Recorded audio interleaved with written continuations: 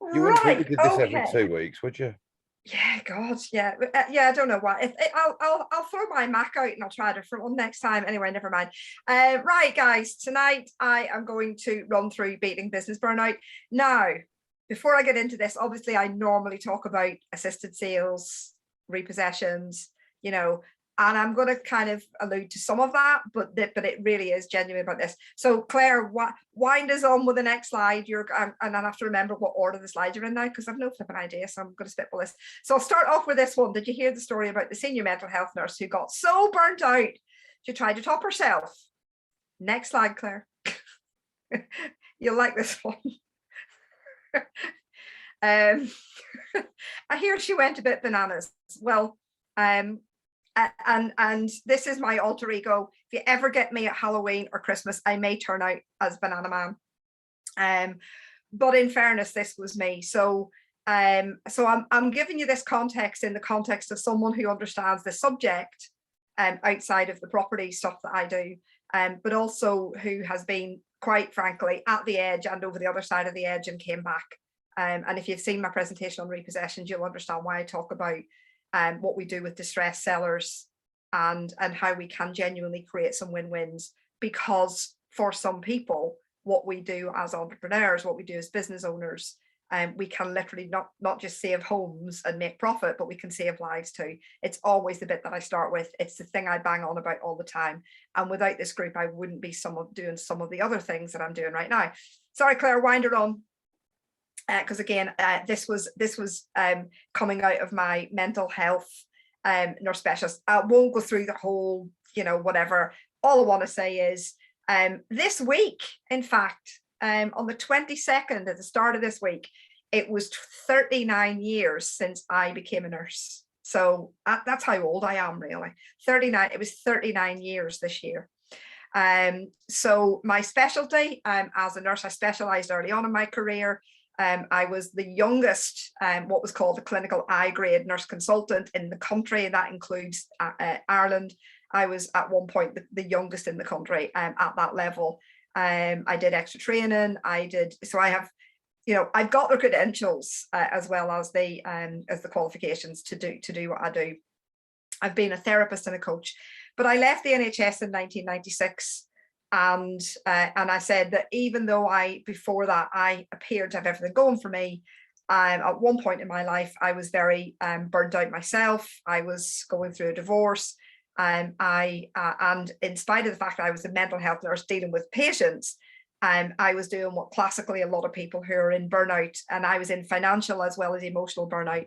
What happens to us, we tend to put on this nice smiley face.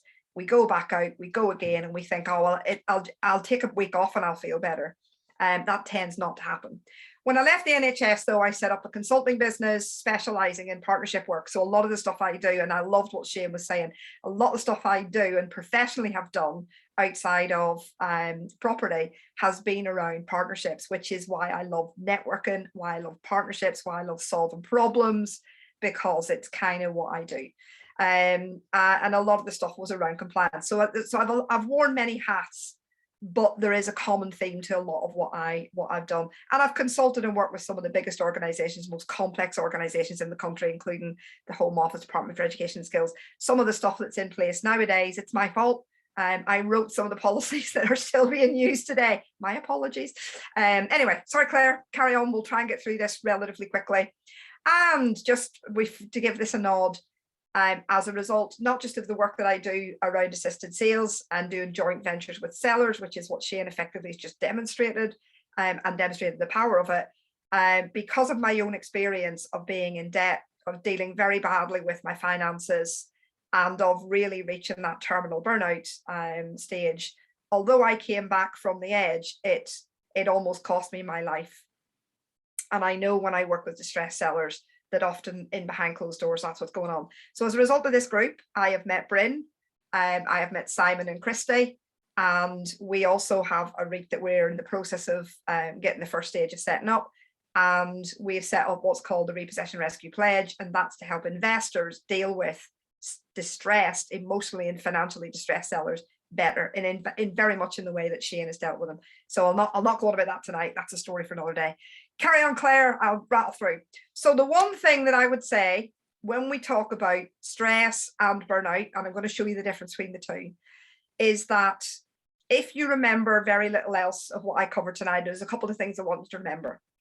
And that is, as business owners, what we tend to think is that we just need to improve our marketing, our sales, our legals, our due diligence, to get deal flow, to sort our clients out and whatever.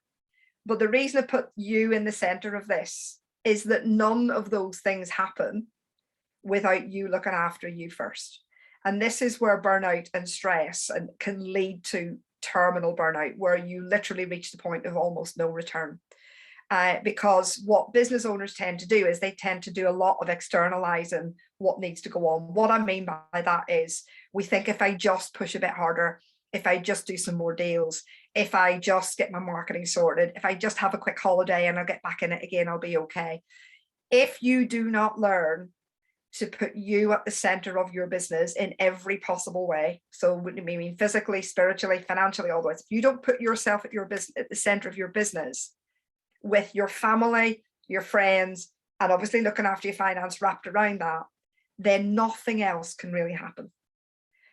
So if you remember nothing else, remember that what we're saying here tonight, and my plea to you would be, if you find investing in you a hardship, try not doing it and see what happens to your business. Now, investing in you doesn't necessarily mean you have loads of coaches and mentors and whatever, but recognizing that you need to be in tip-top condition for your business to thrive, and for your family to thrive, and for your friends and for your finance to thrive. You come first, and you are able then to take care of everybody else. And if that's what you aspire to do in your life, the more you look after you, the more you're able to look after others.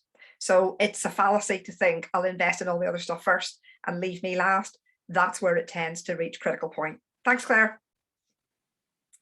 So what is burnout? And I'm going to talk about stress and burnout, but burnout tends to relate specifically to work and indeed to business. So it's a syndrome that results from chronic workplace stress that has not been successfully managed. Now, before anybody goes down the rabbit hole of guilt and fear and shame, that they're saying to themselves, I don't know how to cope with this. I feel really bad because my business isn't, feeling it, or I'm feeling really bad because I'm not where I should be. That can be the start of you reaching a point of burnout. So I want you to remember that this is about workplace stress. Can be stress about a lot of things, but burnout tends to be, in terms of this as a syndrome, tends to be around relating to your work and relating to your business. Cheers, Claire. Thank you, my darling. And again, before someone says, well, burnout doesn't really exist and whatever, in 1974, the psychologist Herbert Freudenberger actually coined this phrase, but it took until 2019 before the World Health Organization finally accepted and classified burnout as a medical diagnosis. And it goes alongside people who use the term PTSD. Once upon a time, PTSD was considered not necessarily real, but now we know that these things have real ramifications for people. So it is official. Burnout is an official medical condition, and it's fixable. So that, again, I want to say this, even if anything that I say tonight makes you feel you are either there or on the other side of there, this is fixable. Cheers, Claire. And don't let anybody else tell you it doesn't exist. So burnout and stress are different. I'm going to carry on and rattling through because I want people to ask questions if they've got some, except I will say one thing that I'm aware of. Many people who are in the midst of this may not want to ask questions out in a public forum, especially one that's being recorded. And if you don't, I've put a link at the end of this presentation if anybody wants to speak to me in private. Okay, so, and that's free. There's no charge for that. Okay, so Claire, carry on, and we'll just go through. I'm just going to literally give you some pointers, and I want to talk about what you can do about this. So stress itself can and if you imagine this is on a scale, imagine this is on a spectrum. And there isn't a definitive moment when you go, now I'm burnt out, or I've gone from stress to burnout, because everybody will experience this in a slightly different way, and it will be degrees to which this happens to you. But stress in itself, we get stressed about a lot of things. A degree of stress in every adult or every human being's life, or indeed even animal life, is common. There's a difference between chronic and acute stress where you cannot cope, and chronic stress over a long period of time and reaching burnout. And there are some differences. I mean, the similarities could be you can feel overwhelmed, but in burnout, you tend to have gone past feeling overwhelmed to a point when you actually are completely disillusioned with everything that's going on within you and around you. You can actually feel completely disconnected from what's going on. With stress, you might have a lot of racing thoughts or difficulty concentrating. In burnout, you may have the same, but you'll tend to have reached complete mental fog, physical fatigue, just being exhausted, and it's gone again. It's gone past the stage of being stressed. Yes, you might be irritable, and in burnout, you tend to be slightly more impatient. You'll want things to happen, but you'll feel totally exhausted, not able to make them happen. In stress, you might be constantly worried, a bit anxious, a bit scared. In burnout, you may have a degree of fear, but it tends to, again, have gone to the point when you feel almost blunt. The fear either comes to you in waves, but it subsides and it just goes, well, what's the point anymore? In stress, you may feel you lack confidence. In burnout, you probably will still have degrees where you feel you're able to carry on and you push yourself to carry on, but you will find you're dropping the ball more often on stuff. You'll find that you're missing deadlines. You'll find you're saying yes to things in order to keep people happy or to keep yourself feeling like you're making progress, but you'll find more often you're making mistakes. In stress, you might have trouble sleeping. In burnout, yes, you may have trouble sleeping, or you might find you sleep even more, only to find the next day you are still shattered, absolutely, out of it. I say I won't go through every single one, but again, if you remember, this is connected to workplace. The workplace with burnout, you are more likely to be feeling this about your work. You're more likely to be feeling this about, if you're in a job, you're feeling it about your job. You're feeling put on by your employers. You're feeling your business is not getting where it should be in spite of your very best efforts. And there comes a point when you start to withdraw, because the only way you can cope is to shut yourself off. So this is when we start getting things like you're not even just you're not having trouble sleeping, you're actually sleep deprived, chronically sleep deprived, and as a result of that, you'll feel very foggy. In both cases, you might find you drink or smoke or eat more than you should, but again, in burnout, you will have that terminal feeling of, I've reached this point of no return anymore. So there is a difference. The other thing I want to say is that some of these symptoms, some of these things mask an underlying clinical depression. So again, I'm going to give you some numbers and some places that you can go, because it's really important that you have a professional help you work out whether or not you have an underlying depression, because you may do. Not everybody who's burnout is depressed, and not everybody who's depressed has burnout. But again, and so that's what I'm saying. The problem with psychiatry, for all the advances we have made, there are still lots of grey areas where you've got to really pick out what's going on with someone. So this is why it's important to speak to somebody. Cheers, Claire. So the three key symptoms of burnout that are slightly different to your average everyday stress is this ongoing feeling of low energy and feeling exhausted, and particularly when you start to think about your job or your business. You'll then feel that you have really mentally distanced yourself from it. You'll start to feel cynical about your job. You'll start to feel like, what the hell's the point? You start to ruminate on, I've tried all this and none of this shit works. And as a result, you'll start to see things in your professional life, happening or not happening that should happen. And again, in simple stress, that doesn't tend to happen. When someone's stressed, they're able to pick themselves up and carry on. In burnout, you've reached the point where something is just fundamentally wrong. So that's why I want to make this distinction. Cheers, Claire. And the effect on business, again, on a spectrum, you'll find yourself drifting along, not really knowing which direction you want to go in. Or, and this is the point when what happens is people then grasp for anything. They will start to look for multiple projects to make themselves feel motivated again.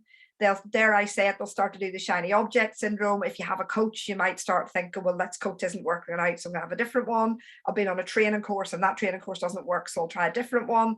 And you might find you're drifting into multiple projects in order to try and find something to motivate you or make something work. If you're at that stage, again, it doesn't mean you are burnt out, but it's one of the signs. You're drifting, and you're trying to find ways to basically keep yourself going. You can have real difficulty making decisions. It can take you forever to agonize over every single bit of a decision that you need to make. Every decision, even a small one, feels like you've got a mountain to climb. Every decision has to be pondered. And even when you make a decision, you are second guessing. You don't trust your decision-making skills anymore. And you will find as a result that you're constantly changing your mind. Now, this may mean that some people think you're a bit flaky. But again, I want to say, if you are dealing with someone in your family or in your network right now who's a bit flaky, just think about, they actually might be going through a real process of finding it difficult to kind of make a decision that they're confident with, because they're basically lying awake morning, noon and night and exhausted most of the rest of the time going, I'm not even sure I trust myself anymore, not sure I trust my judgment.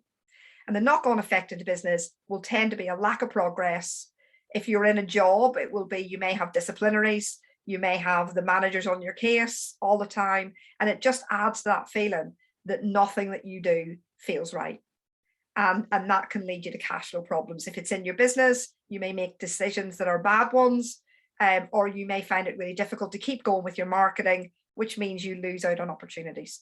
So there's a real, correlation between burnout and the impact on the business, which is why I keep saying the thing that I love the most is working with people, because people make businesses, whether they are employed in the businesses or whether they own the business, people make the business. So we got to look after people. Thanks, Claire. And it can feel like I was when I was going through this, albeit there were a lot of external reasons I was going through this. A big one for me was my absolute crap ability to manage money and my marriage breaking down. So on the surface of it, I was looking very happy, very healthy, because sometimes what we do when we're in that scenario is we put on a smiley face, we tell ourselves just one more day and everything will be okay, and we carry on. And effectively, you feel like the Walking Dead. It was funny, I did this presentation, or a slightly shorter version of this presentation the other day, and had 4 people message me straight afterwards, basically saying, this is how they feel. So it's a bit like the repossession rescue stuff. Every time I talk about this subject and equate debt and what have you with this mental health thing, people pop up and say, you're talking my story, Trish. So, cheers, Claire. So there are 2 key things that really help when you are reaching either in burnout, you recognize that that's where you're at, no matter what stage you're at, the beginning, middle, or the end of burnout. The number one thing is regaining control and realizing that you actually can regain control over this, right? No matter how bad it is, you can regain control. May not feel that way at the minute, but you can. And the other one is support. So the 2 biggest factors that will enable you to turn this ship around, especially if it's had an impact on your income or is having an impact on your family life, what have you, is to regain control and get support. Again, if you remember very little else about tonight, remember those 2 things as well. Remember it, wherever you are right now, if you can help you gain control and help you get support, it can completely transform where you're at, and it can reverse any feeling of burnout that you've got. Cheers, Claire. And even if you feel like drowning, yes, I have put pictures in of me doing one of my ridiculous obstacle course races. This wasn't the recent one, Bryn, but it was mighty cold. That water was probably about 6 degrees when I was swimming in it, and it was full of cow shit. So even if you feel like drowning, even if you feel that I'm speaking to you now and you're wondering where you go from here, I just want to share that it is possible to reverse this. It doesn't matter how bad it is possible to reverse this. Cheers, Claire. And one of the first things that we need to do, the one thing we need to learn to control to start with, is the negative thoughts that are going to be switching off and on inside your head. Yes, I know I keep using pictures of me, but that's just to prove how utterly bonkers I am. I'm really playing to the whole stereotype here tonight. Mental health nurse goes bonkers. So what we want to do is we want to help you gain the control of negative thoughts. And when I speak to some people, sometimes what they'll say is, but there are so many thoughts crammed in there that I don't know which one to gain control of. And up to your point, if you can just gain control of one of them, it doesn't really matter which one we pick. It's almost picking the loudest one. And I'm going to share a couple of wee techniques with you in a minute. Some very simple things. Here's one of them. If you imagine on the bottom of this diagram, you've got the brain and you've got feelings. This is unconsciously what is happening in our bodies all the time. So at the bottom end of this slide, you've your personal values, and then you've got your feelings. Feelings are something we can feel. Our personal values are intrinsic to us. You know, we carry them with us all our lives. You can change your values, but we're usually unaware of them. Feelings we become aware of, usually the negative ones, when they start to really impact on how we feel. But what I want to show you here is when you can gain control, even if you just gain control of the feeling for a moment, you can start to change the thoughts, which means you start to change your actions, which means you start to change results. So we want to move up the chain from unconscious. Your body, when you're at burnout, is running on unconscious feelings of being uncomfortable, feeling detached, feeling, worthless, feeling useless. That's running an old script that's going to keep you stuck there. And you may only be aware of it because the only thing you can feel is this feeling of meh. I haven't really got any other way to describe it except for meh. But if we can gain control of meh, we can at least begin to change the actions that you take, which can change the result. So I've got some questions I want you to ask yourself. Thanks, Claire. And regardless of where you're at, there's 4 little questions. If any of these things are triggering you and you're thinking that sounds like me, I want you to practice 4 simple questions for now. It's not going to transform. You're not going to put glitter and fart rainbows tonight, but it is going to enable you to start to interrogate some of those thoughts that are going on in your head. So the first question is, what am I thinking right now? Even if the thought comes back is, well, I don't really know. The minute I ask that question, your brain has to pause. So when I said about gaining control, the minute if you say to yourself now, what am I thinking? Go on, all of you ask yourself that question, what are you thinking? I'm looking at a few eyeballs. So what happens is when you ask yourself that question, you usually will look up slightly because you're trying to recall what you're thinking. Most of us, when you ask that question, all it does for a second, it pauses your brain for a minute while your brain goes, hey, what are you thinking for a moment? And that sometimes is enough of a wee break to give you a chance to intervene in some of those negative spiraling thoughts. So the first question I want to teach you is that question. If you're feeling a bit meh, if you're feeling quite stressed, if you're feeling quite angry, if you're feeling whatever, is stop for a moment, go, what am I thinking here? And the second question I want you to ask yourself is, where is it? Now, it may sound like a strange question to ask, but the reason I want you to say, where is it, is because if your brain can't work out what you're thinking, what you can say is, where am I feeling this feeling? Because our brains are connected, and I know you probably can't see me while I'm doing this, but I'm doing a little connection thing. As I said, the subconscious to the conscious level. We want to try and get those lines of communication running better. When you say, where is it? The next thing I want you to do is point. Point to where it is. Okay, what am I thinking, Trish? Well, I'm thinking that I'm pretty bloody useless. You go, okay, where are you feeling this? Where is this?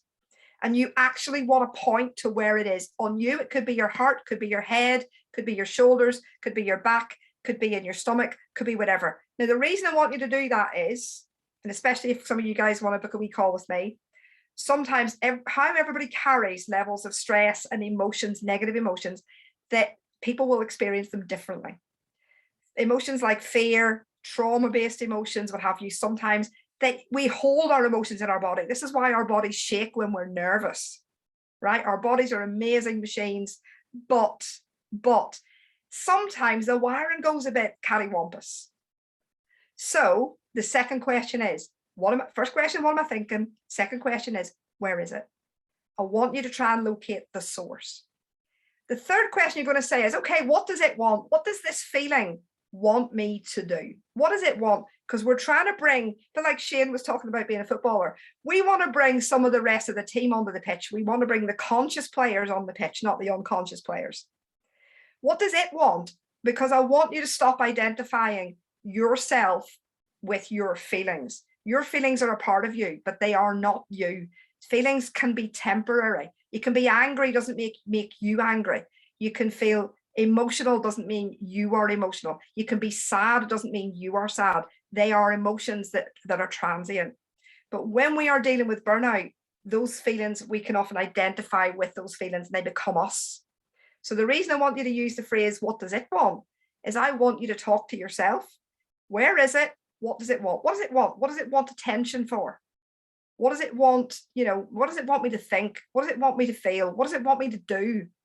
And the fourth question is, how can I help? Now, this is when you're bringing the front bit of your brain. You're starting to bring the cavalry onto the pitch. How can I help? Even if in that moment, the only thing you can do to help and regain control for a moment is, how can I help? Right. What am I thinking? I'm not really sure. Where is it? It's a feeling of unease in my stomach. What does it want? It wants that feeling to go away because it's worried about money. How can I help? Right. I can pick up the phone, I can ring a mate and just say, I need to talk to somebody. Do you see what I mean? 4 simple questions, but incredibly powerful to gain control just for a moment. We can deal with exercising that muscle so that you can gain control for good. But for now, I just want you to gain control for a moment. So one of the ways you can do this is record or journal your answers. You may find different types a day change. Listen to your instinct. Start to trust your gut, even if your gut is churning. Because what we want to do is we want to help you work out, is this a pattern that's repeating all the time? Is it a different pattern? Is it a different thought? Because then we can unpick what it's about, okay? But for now, practice that. If that's where you're at, please practice this. Hopefully this is helpful. We can't do the whole psychology lesson, but this is good. The second thing, as I say, in terms of control, so the first one is getting control of the thoughts. The second thing is getting control of the thing that overwhelms people a lot in burnout. And that is, I have so many competing priorities. Everything seems like it's rushing at me at 1,000,000 miles an hour, and I cannot cope anymore. I have to withdraw to protect myself. That withdrawal is your brain's attempt to do what it was built to do billions of years ago, and that is to protect you. It is not against you. The tiny wee bit of your brain, the reptilian bit of your brain, only has three switches. It can either fight, it can run away, or it can freeze. That's all it can do. And when you are in burnout, that part of your brain is just, that's it, I've frozen now. It's like having every tab on your computer open and asking it to process a complex piece of video. It's going to go, do you know what, mate? We're done here. So my advice when you've started to get control of the thought, even if it's only for a minute, is to stop what you're doing. Find time to pause and stop and find time to plan. Because what we tend to do when we're at burnout is we think we have to push through. We think we have to take on even more. We think we're letting people down, which brings guilt and fear and shame and makes it worse. So what we want to do is try and pause stuff.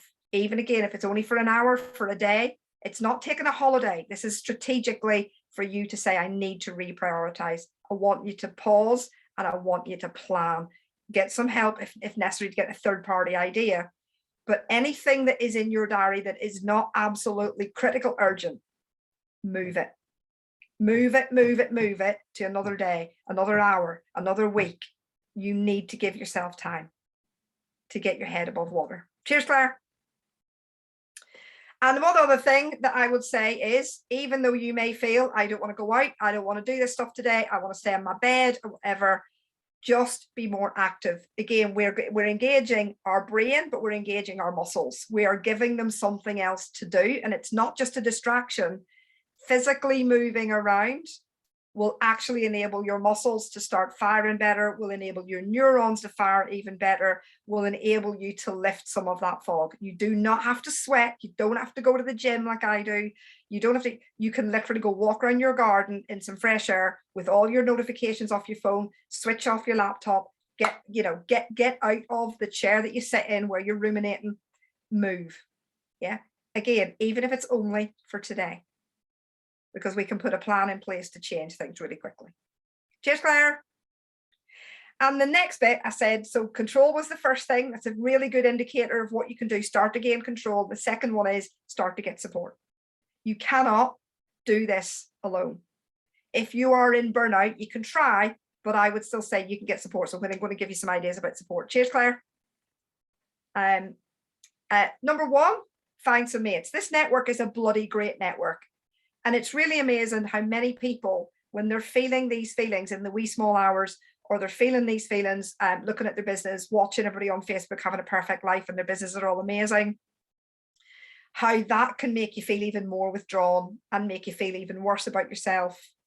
And sometimes it's easier to talk to a complete stranger than it is to talk to a member of your friends, to a member of your family.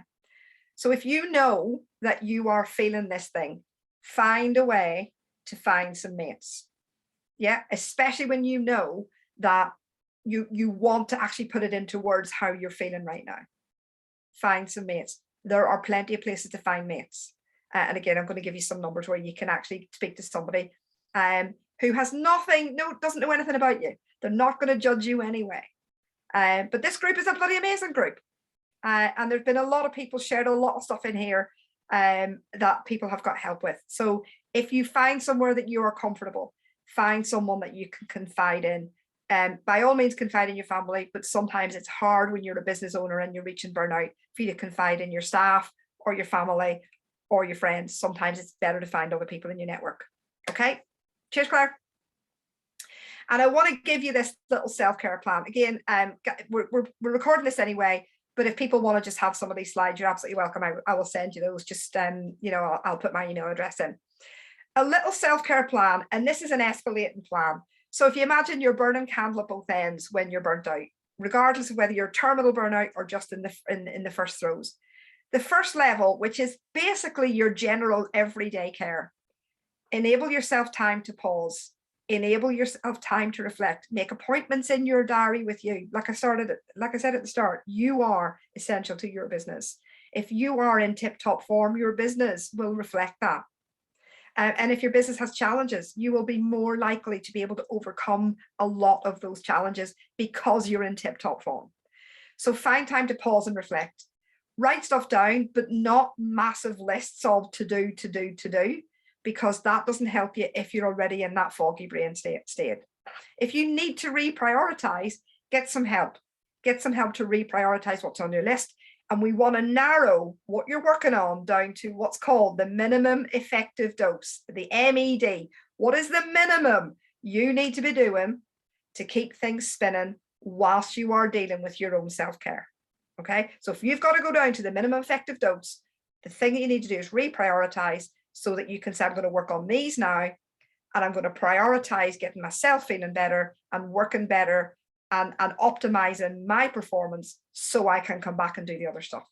I've mentioned meditation, exercise, breathing. If people want me to do a little breathing thing, I could do that another day, not today. But it's amazing, again, what gaining control of our breath can do for us. First of all, it oxygenates us, and our bodies need that. And when you are terminally tired, guess what? Your oxygen levels tend to be quite low. So say that doesn't work. Say that's not working for you. You've tried that and it's still feeling like you are really at the burnout stage. You are really finding you're struggling. Definitely find someone to talk to. Find an advisor. It doesn't have to be a mental health specialist, but find someone that you can confide in. Call in help from your network. Say, look, this is the thing that's stressing me out the most. I've asked myself the 4 questions. What I've really got a problem with now is worrying, a bit like Shane was saying, worrying about how I present myself to investors. I feel like I'm failing on that level. It's really causing me to want to withdraw from this. I could really do with some advice. And as Shane said, when he put stuff out, just said, ask for people's opinion, but make sure they're the right opinion for you, not somebody trying to sell you something you don't need. And the third level, if you are really today feeling that everything else has gone, the other end, I'm going to give you some helpline numbers. Please get professional help. Please speak to a professional, speak to your GP, because burnout and having depression, they can mask as very, very similar. And there may be a need for you to have some additional help. And there is no shame in reaching out saying that that's what you need to do. One wee thing I wanted you to have was this. If you just want to do a little self-help check, the NHS website, the Every Mind Matters project, there is a little quiz in there. There's a link in there to that. I can cut it and put it into the chat box. There's 5 questions, and it will help you work out where you're at, and generally speaking, not just in burnout, but into other mental health areas as well. And it will give you some really great little top tips that you can implement right now. That is available. It's free. It doesn't track anything and whatever. You literally can go and get some little advice. So please fill that in. It's really, really useful and it's mega user friendly. Cheers, Claire. And as I said, people can connect with me anyway. By all means, please do that. You get me on Facebook. I do have a business page, but that's my personal Facebook profile. And if anybody in confidence wants to have a chat with me, that's my link to my scheduler if someone wants to do that. If they find if you just mention, obviously you were on this call tonight and what you want to talk about, that'd be brilliant. You know, do that. 3 things again that you can do. Cheers, Claire. Last one is in terms of mental health support. I've given you the website addresses again. We'll post them in the chat box. Thanks, girls. The Mind, the mental health charity. There's a link to their website there, but also their number. If at any point you are feeling totally like you cannot go on, please remember this number: 116213. From your mobile. Samaritans are there 24 hours a day, 365 days of the year. They are trained to help. They will stay on the line with you as long as you need. They will help you get access to support. You know, this is a mental health problem, but everybody experiences mental health just like we have health. Some people's health will be good, some bad, some indifferent, and it goes in waves. But if you're in business, and I mentioned debt in the past, if you're in business and your business is struggling financially, you are 4 times more likely to suffer from burnout and indeed overwhelm than anybody else. You know, if you've got debt issues, it really ramps up the pressure because, as you know, we're busy worrying about looking after our families. The last one here is a campaign against living miserably. Again, they started off being set up for men, but in actual fact, anybody can actually call the CAM guys. And same thing, they specialize in helping people just work out what support, what help they need. And there's some really, really good resources there. I think that's the last slide, Claire. I think, yep. So there you go, a whistle-stop tour in 39 years of mental health experience and being totally bonkers on the other side. Amazing. I'm just going to stop that.